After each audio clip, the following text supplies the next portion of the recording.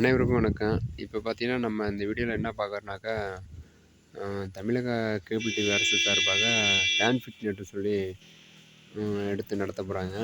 இது வந்து அனைத்து பஞ்சாயத்து வழியாகவும் நடக்கும்போது, அனைத்து பஞ்சாயத்துலேருந்து கிராமப்புறம் அனைத்துக்கும் நடைபெறுத்துவாங்க.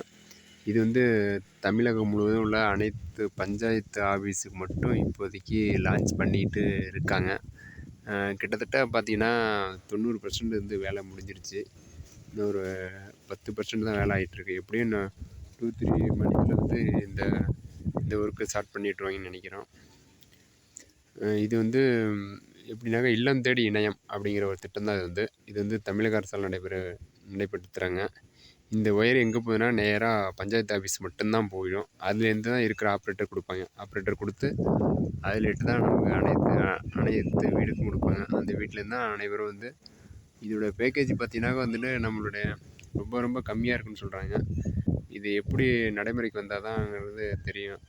அனைவராலும் நன்கு அறிவார்கள். எப்படி பார்த்தாலும் இன்னொரு 3 மாதத்தில் வந்து ரெடி பண்ணிடுவாங்க.